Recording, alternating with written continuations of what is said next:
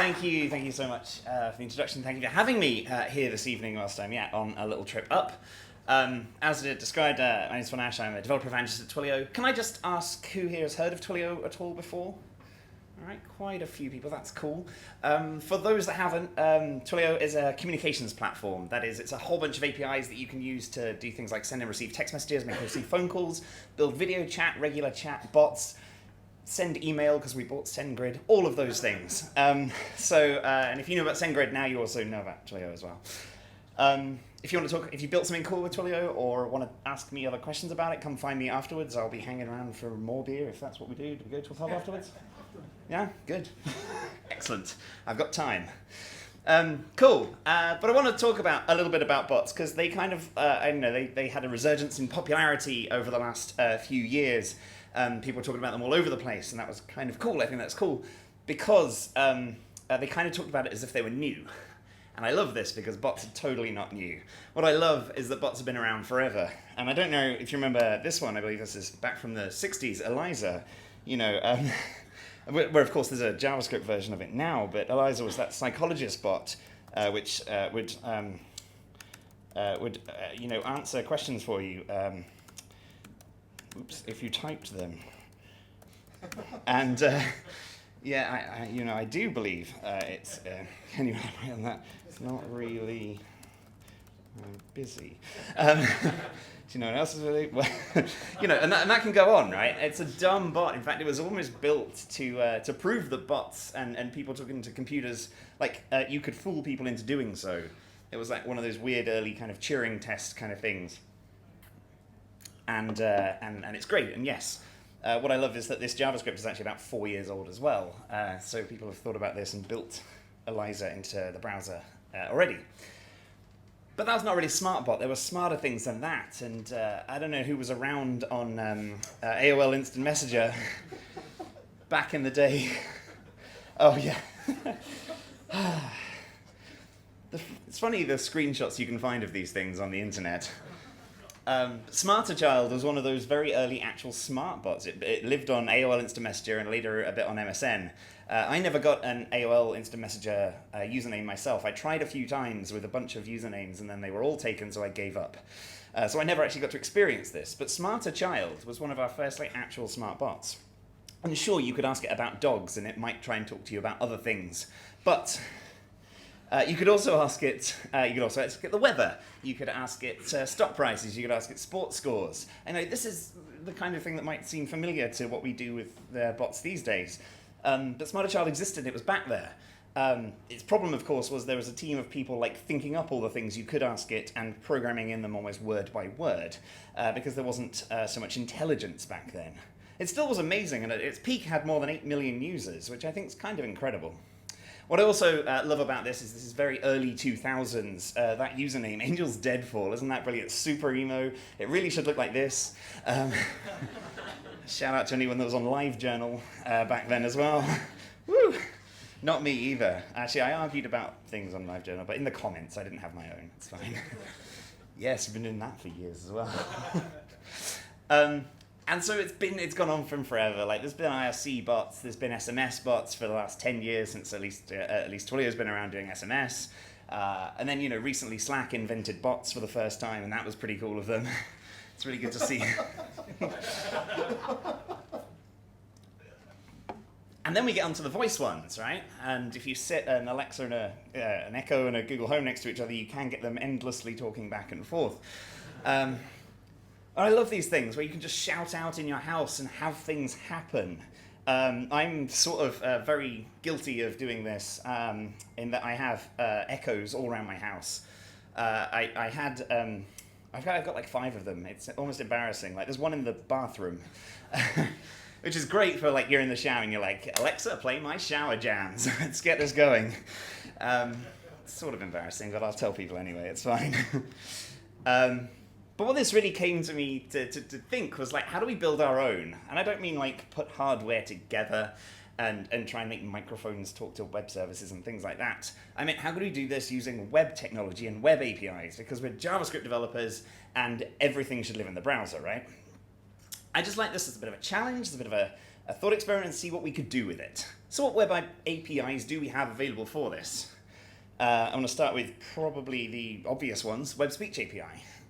Web speech is cool because you can make your browser talk to you. You can make it say anything you want. Speech synthesis, it's great. Hello, SydJS. Let's see what it's going to say with that. Hello, SydJS. Oh, that's not bad, right? How are you all doing? It's seemingly quite polite as well. I quite like its voice. This is just the default you get out of Chrome when you do this. In fact, if I actually go to Firefox, which is over here, it uses a different default for some reason. Hello, what's going on? Yeah, it's got a female. That's actually Karen. These voices, and we can, hold on, let's go back to Chrome, where it's gone to. Yep, there it is. It's really easy to do this. It's like 2 lines. You create a new speech synthesis utterance using your text, and then you pass that utterance, and I love the API for this, an utterance. You pass that to the window object speech synthesis object speak method. Easy. It speaks it, and it sounds like this. Utterance. Utterance. Yes. Hold on. Speech synthesis utterance. Very good. All right, cool. I actually built a better version of this on Glitch, which we could go have a look at. This one you can kind of take, remix, play apart with, because this one you can change the voices, which is much more fun. And this one actually picks up Karen as our original voice. Hello. It's the real default on a Mac. And actually what is happening here is when you call that speak command and you pass that utterance to it, the browser hands it off. It puts it in a queue of things to be said by the operating system. So these voices you get from a call to get those voices out from the operating system, and then you can choose them. And they'll be different if you're on Windows, if you're on an iOS device or an Android device. Let's see what else we got here. I like Fiona's Scottish. Oops.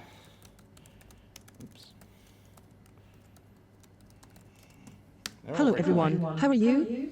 There you go. So we can make it do it in whatever voices you want to. Weirdly, because we're in Chrome, I think it also picks up a bunch of... So these are all operating system voices, and then these ones go off to... I think they go off to the Google Cloud Speech API to create them, so we can have a UK English female as well. I've run out of things to say. Hello. But that took a little longer because it was going off to the network to find it as well. Cool. So that does that. Ooh, let's go back over here. And speech synthesis is really well supported. Not in Internet Explorer, obviously nothing is. Or Opera Mini on the other side, as you can see. But all that green in the middle is beautiful, right? And Can I Use calls this 88.33% globally, so that's quite a lot. And you can obviously progressively enhance this, but we're trying to build something kind of interesting, kind of cool, so I don't really care too much about the support. If you are trying to build something that's a bit more like an assistive technology to things, reading out posts and things like that, you're more interested in the support, but I think it's pretty good. Then there's speech recognition. That's the other side of the bot, right? And this gets control of your microphone. I've already given permission to Chrome to do that, and then I can start speech recognition, and it will start listening to me and probably putting things into that text area there eventually. Yeah, right. And it stopped listening to me, which is nice as well. I don't want it to continue listening to me. That's kind of important. I can get it going again. I can say, hey, the beer is pretty nice here. See, it's doing it live now. And it stopped doing it live now. It's kind of confusing how it works.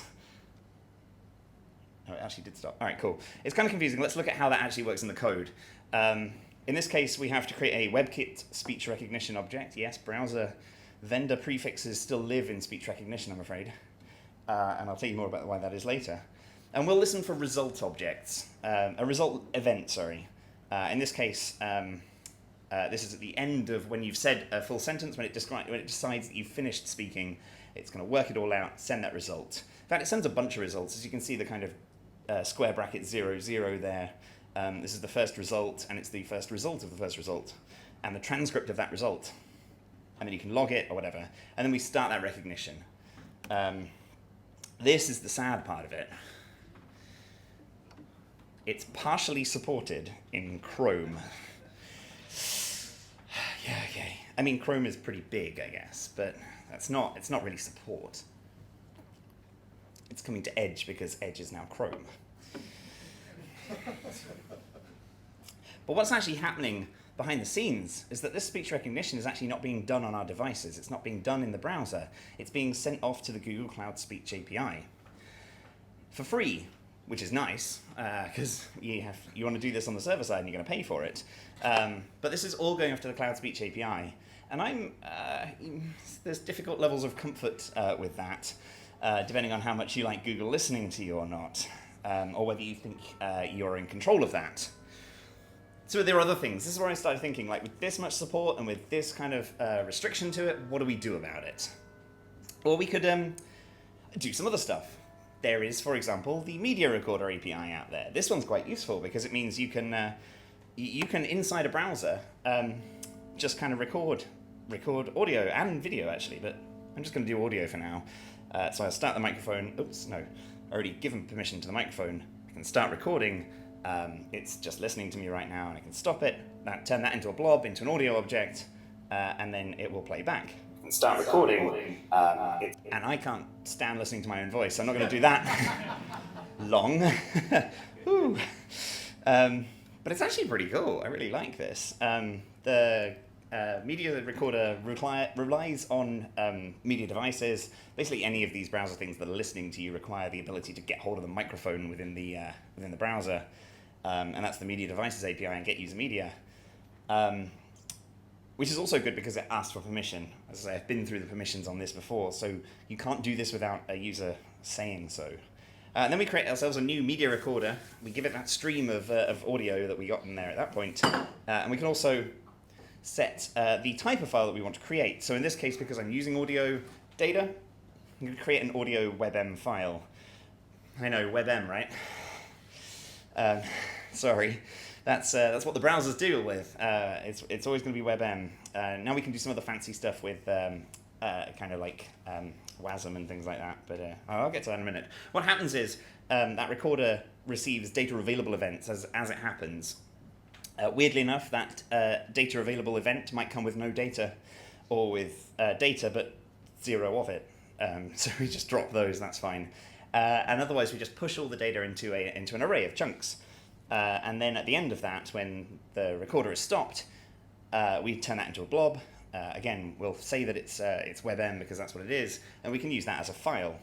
Like I said, WebM is not the greatest of things, but there are people that have actually encoded, there's the lame MP3 encoder out there. That is a WebAssembly encoded format already, which is great, so we can, in only a few more bytes, and another question of browser support and overlapping things, possibly turn this into an MP3 file, which is a bit more useful for our users.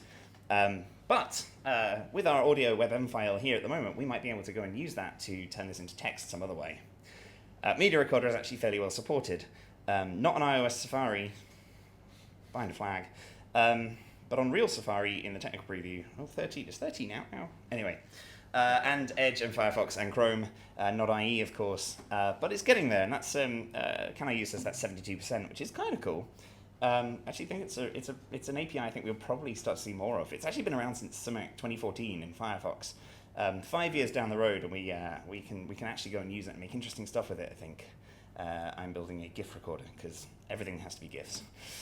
I put this on Glitch as well, so you can go have a play with the thing here. It's basically the same thing that I showed in the browser in the slides there, but it's doing right. It's asking for permission. There we go.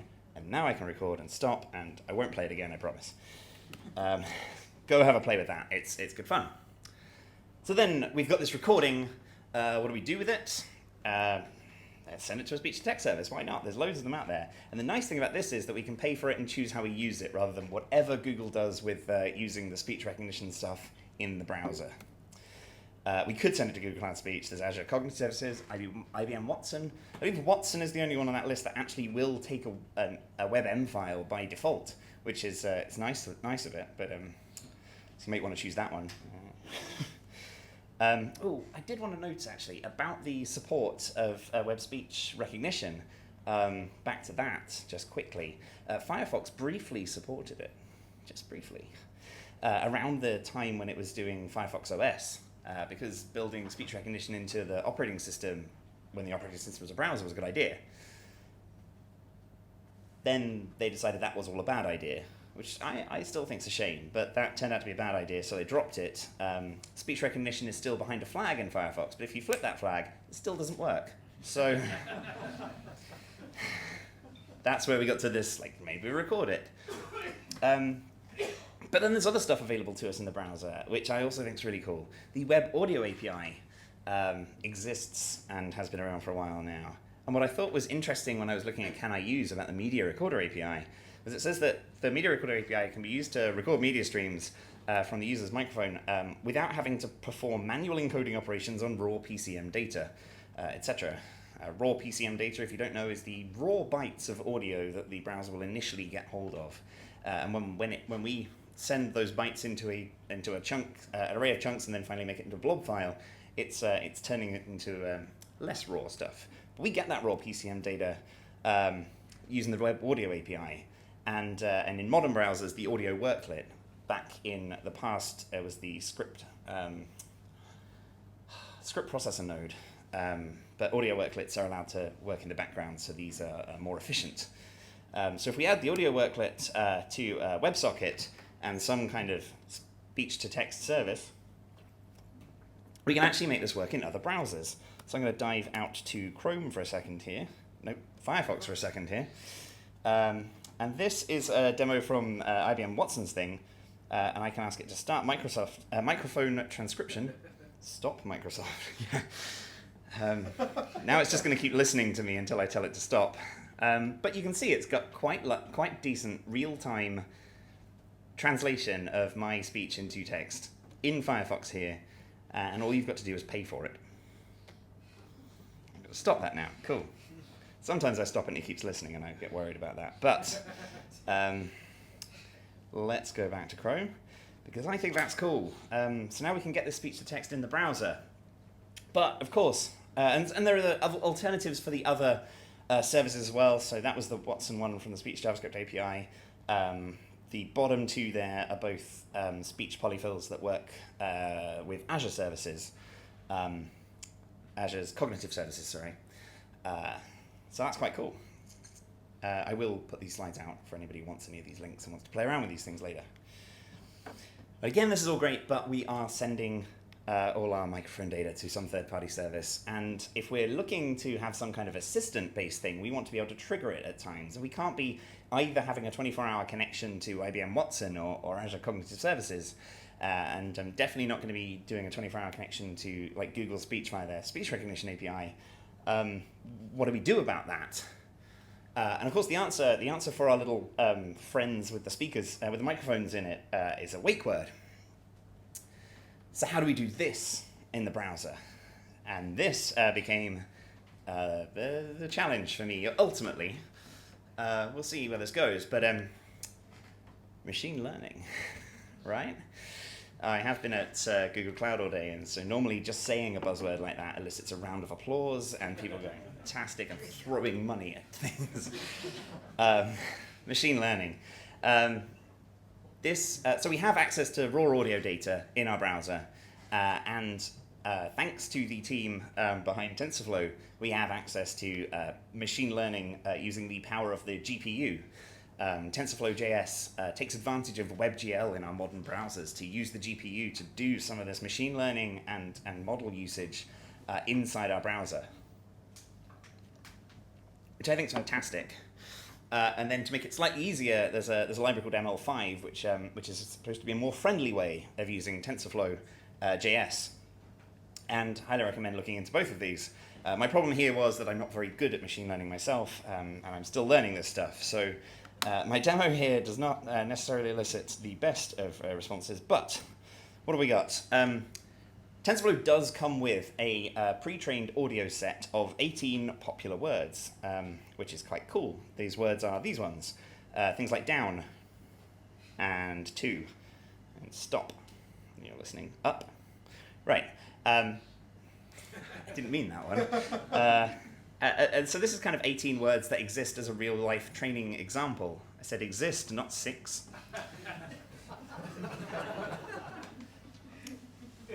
Super accurate. The thing, of course, is this was probably not trained with a room full of people listening to somebody on a microphone, so it has its potential issues. But what we can do with this, I'm going to stop it now. We can actually change this. We can perform what's known as transfer learning. Transfer learning takes this existing model and allows us to apply new training data to it to produce a new model that will do recognition for us. And so I decided to do this, and I've saved a model, and I'll tell you why that's funny in a minute. But I also, as we see, we've got common words back in this set. Common words that are also very short and get picked up by other words that we say, or don't get picked up at all because it's a really short word like up. So what's smart when you're dealing with your assistant is to pick a word that you don't use that often, that has like a hard sound in the middle of it, which is why we have things like Alexa and Bixby from Samsung, both with that hard X in the middle to make it a little bit less likely that you're saying that all the time, but more likely to listen to it when it comes up. I wanted to call my assistant that I'm creating here Baxter, somewhere between it has a really good X name and also I liked the dog in Anchorman. Nobody else did. But it does actually seem to work quite well. So if I said Baxter, it's going to light up. Right, and if I do it again, it's going to do it twice, and then I'm going to... Baxter? Yeah, right, cool. I'm going to stop that. Quit while I'm ahead. No more listening to me. My problem with this is that... Well, let's go back to it. My problem with this is that I have no idea how to get the model out of this. Thank you, TensorFlow. And I'm not a machine learning engineer just yet. I'm still learning this stuff. And so whilst this transfer learning has been done and I've retrained this model, I haven't got it out yet, which is very disappointing. There's a button there to delete it. I'm not going to do that either. I'm feeling fairly confident about this one. But that's it. You can save it, but it's saved in the browser somewhere. And it's a magical thing that's disappeared for me. So I'm going to get that out and put that all together, and we will have, ultimately, a web assistant. Now, I want to say one thing, just one thing about conversation design. If you're building anything with bots, and this is just one thing that I've seen that works best for every single bot, every single conversation that you might ever want to build, and that is simply just speak your bot's conversation out loud with somebody else. If you do that, especially if they don't know what they're supposed to be saying, but they know what the information they're trying to get out of it, or the thing they're trying to elicit, they're going to come up with so many more ideas for it than you are when you're sat trying to train a thing and just making up words or checking thesauruses just to find out what else you could say. Have somebody else do it, and you are going to make a bot that works with users. So I have all the pieces. And that's kind of where I've got to right now. So when I started this experiment, I thought it was going to be an interesting technical journey, just a few bits to throw together and get a nice fancy result. A result which we didn't quite get to in this, but we will do eventually because there's still more technical journey to go on. But that didn't turn out to be the best result of what I could find out about this. Because ultimately, what I love about the web platform is that it gives us, as developers, particularly JavaScript developers, this ability to practice and play with almost everything that's available to any other developers. In this, we've seen speech recognition, speech synthesis, machine learning capabilities. That platform is there for us to just play with. And when you get to do that, in the tools that you like working with, we can make some magical kind of experiences. It gives us that freedom to experiment, and that's what I love. And this is what kind of comes out of it. This is one of my favorite things I found about this. There's a developer in New York who is not deaf himself, but wanted to see where you could make a voice-powered bot work for somebody who couldn't hear. And so he trained a browser within the browser to recognize gestures using the camera, and then turn those gestures into text, and then turn that text into speech using the speech synthesis API that we've seen. And it's sat next to that Amazon Echo. So it speaks to the Echo for him. Then it starts listening, using the speech recognition stuff and puts the word back on screen.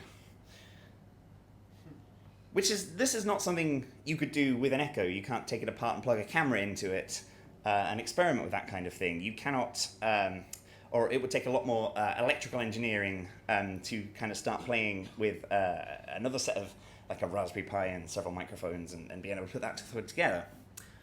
But being able to do it from the web can create something new and something that maybe helps better people, helps more people, maybe even helps us a bit more, because I thought I couldn't help but think back to this example when at Google I/O earlier this year they announced the Home Hub Max, which has a camera on it which can follow you around the room. Somewhat terrifying again, Google, thank you. But it follows you around the room, and if you pick up the phone, you can tell it to stop. And that kind of gesture-based activity, I think, is, maybe the developers never saw this guy who did gesture-based home assistants and came up on this on their own. But being able to do those experiments and create these alternative methods and patterns of dealing with these bots in our world is that power, I think, of the web and what we can experiment with it. So, I'm trying to now put all this stuff together under what I'm calling the Web Assistant. You can join me on that. I have a GitHub repo which has started, has some of those examples in, and will be adding more to. Like I said, I will share all these links later. And hopefully we can come up with something that we can indeed experiment with and create an assistant that JavaScript developers all around the world can play with and build their own bots for. So this is just the start of that journey. I'll invite you along with me. And just before I finish, I have one tiny little plug, I hope you don't mind. If you're at all interested in Twilio and working with Twilio stuff, we have an event coming up the 10th of October, so a little under a month away. Oh, that's getting close. We have a workshop in the morning called Superclass. Engage is an event which is about customer engagement. Tell other people about that. But come to the workshop where we'll be there, or tell your teams if you have other people that are interested in Twilio. Come to Superclass on the 10th of October. And after that, I want to leave you with Smarter Child's final view on the world. When asked, do you sleep, Smarter Child replies, no, but I dream. Dream of a better world, a world where man and machines can coexist in peace and happiness. And I dream of that in JavaScript too. That's all I've got for you. Thank you so much for having me here tonight.